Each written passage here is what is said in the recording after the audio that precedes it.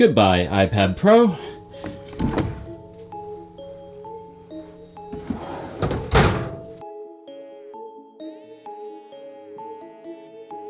In this box right here, I have the brand new iPad Air. I'm super excited about this. This is the new 2022 iPad Air. This has the M1 chip, center stage, faster USB-C port, but the thing I'm most excited about, it's a darker blue.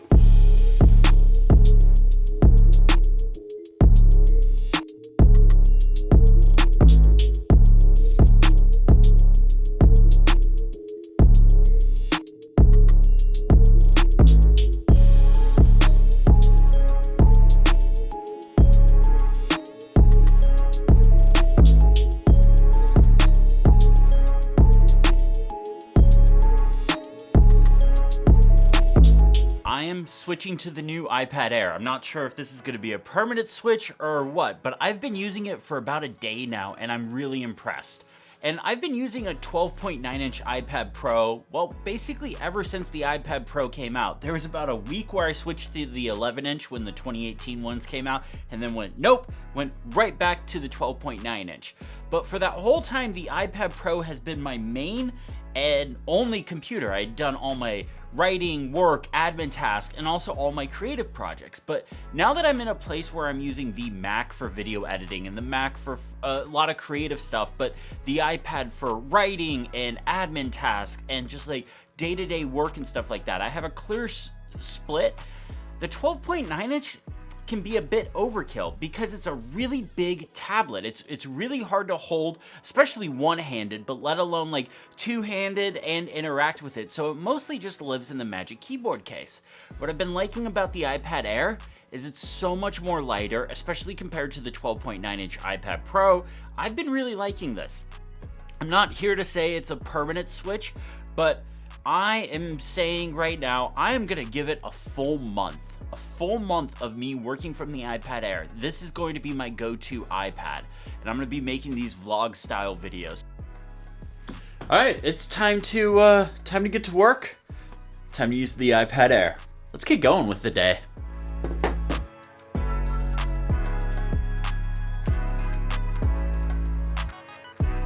So there's a couple of things I'm really liking about the iPad Air. Like I mentioned, one of the big things is the size and the weight. I've talked a lot about the past of the different modes of the iPad, the way I see it. So obviously there's tablet mode like this. Then there's, note taker or handwriting or drawing mode with the Apple Pencil. Then there's laptop mode with the Magic Keyboard. And then you can plug it into something like a monitor and have desktop mode with an external keyboard and mouse. That's really nice, and it all works really well with the iPad Air. One thing that I really notice when using the iPad Air, especially compared to something like the 12.9-inch iPad Pro, is split view is a lot more cramped. Obviously, there's a big difference in screen size between a 10.9-inch screen and a 12.9-inch screen.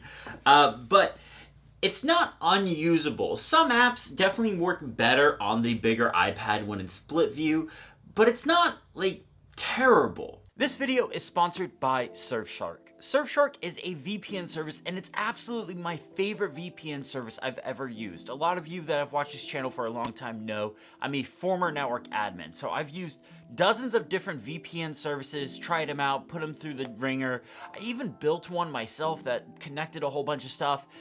It was interesting, but it was very flawed because building a VPN isn't my specialty. But Surfshark, they know how to build a VPN. Using a VPN is just smart. It helps keep your personal information safe from people that are snooping on local web traffic, like in coffee shops or in bars.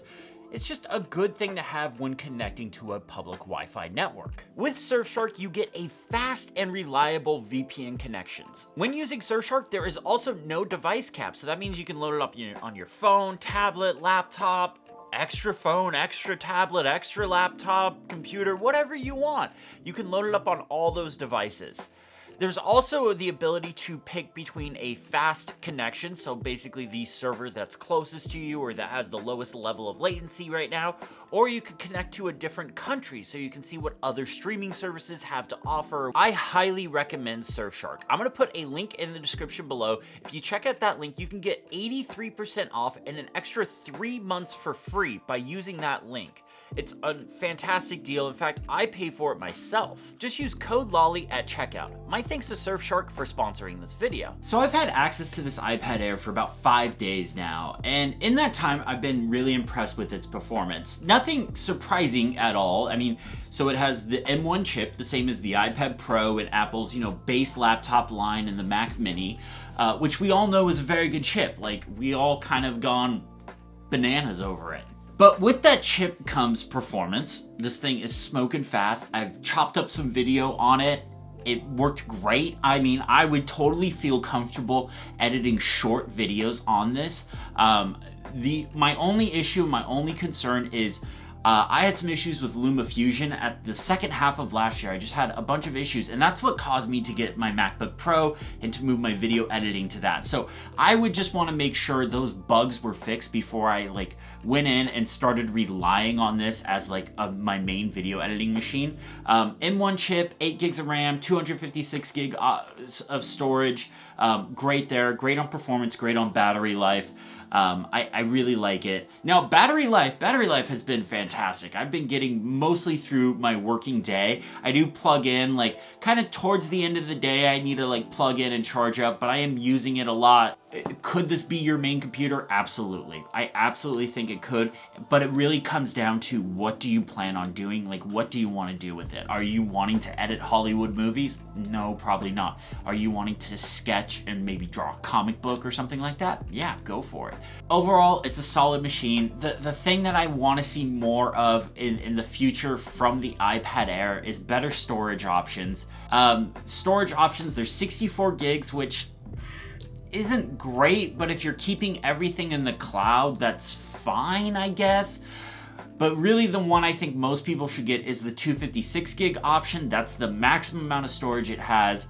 I think that's good, but for me, as somebody that treats their iPad as their main computer, I need more storage than that for the long term. The other big difference is Face ID and Touch ID. Personally, I prefer Face ID, but I know a lot of people prefer Touch ID. So I didn't really go into too much detail in this video about that, because if you like Touch ID, there's another big check mark in the W box for the iPad Air.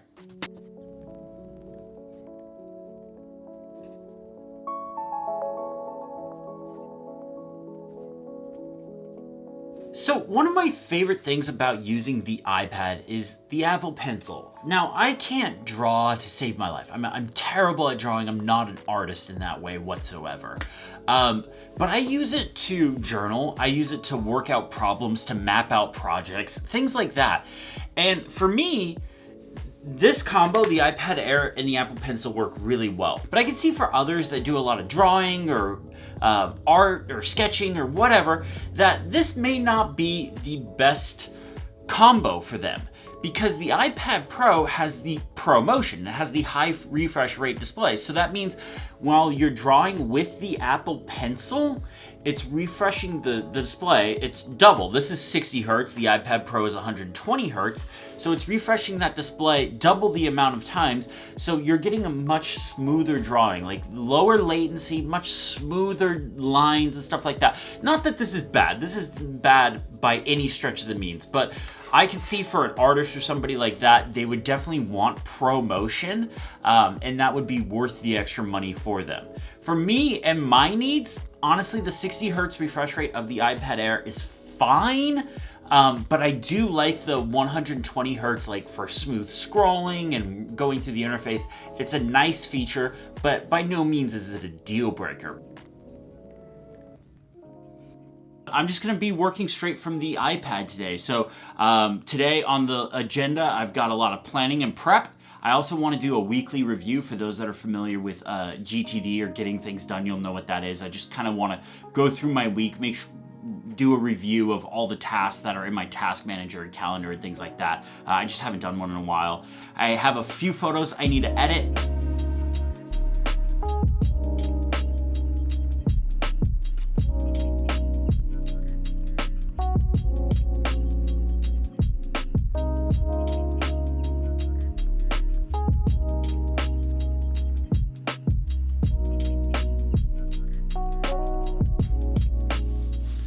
one thing I am liking a lot about this iPad Air setup is just how much lighter the device is compared to my 12.9-inch iPad Pro.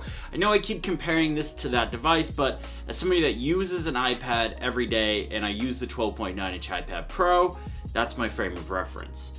So I think like if you've been using the big iPad and you're like considering downgrading to a smaller iPad, not downgrading might be the wrong word, but condensing to a smaller iPad, it's not a bad idea, especially like because I've been able to hold it for a while. I can hold it one-handed, interact with the other, and then like I can switch between landscape and portrait. And like a lot of times with the 12.9-inch, when you go into portrait mode with the iPad, everything just feels off because it's just so tall. Or like it just like some apps don't feel right in landscape because like it's so wide at that point. With the iPad Air, this is the size that most developers are writing their apps for. Like this is the size they're testing against, so everything feels just right. So it's kind of that middle ground sweet spot between the iPad mini and the 12.9-inch iPad Pro. Who would have thunk the middle iPad would have been the appropriate size? So I've been doing a bit of writing with the iPad Air. One of the things that's always kind of frightened me about the smaller iPads has been the keyboard size, the physical keyboards, the hardware keyboards, because they're not full-size keyboards. So you can see clearly like the shift key and the return key and like a lot of the modifier keys and stuff like that. They're a lot smaller than standard keyboard sizes because the iPad is just not physically large enough to match that. This is where, again, the 12.9-inch iPad comes into play because that one can accommodate a full-size hardware keyboard in its case. But I will say, I've been using this white Magic Keyboard with the new iPad Air here, and it's great. I haven't made mistakes that I feel like are mistakes because it's not a full-size keyboard. The mistakes I have made feel like they're my normal typing mistakes because I can't spell. Seriously, I'm a terrible speller. If you guys saw like the written versions of my scripts, most of you would laugh. But overall, I really like typing on this iPad Air. It reminds me a lot of like back in the day, there used to be an 11-inch MacBook Air. And for everyone, that used to be like the ultra portable machine that Apple made. It was like the closest thing to a netbook. And honestly, that's what this kind of reminds me of, is it's like the ultra portable machine. Like if you are somebody that has a small bag or you don't want some big bulky computer in your backpack, you just want something small you can carry with you, take on planes, take on trips, take to the coffee shop, wherever, that's like, this is the perfect package right here. You can have a hardware keyboard, you can have your touch screen, you can have an Apple Pencil, you have a good, beefy, powerful computer with the M1 chip, but overall, a solid computer in a small package.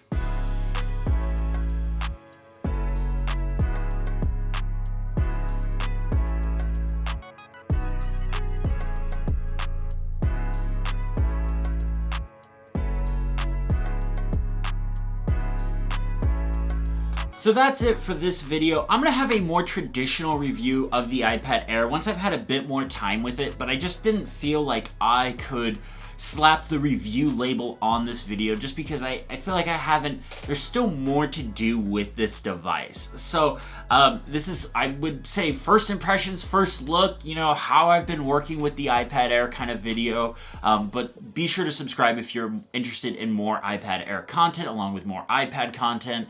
My thanks to Surfshark for sponsoring this video. If you like it, hit the thumbs up button, subscribe if you haven't already, and have a great day.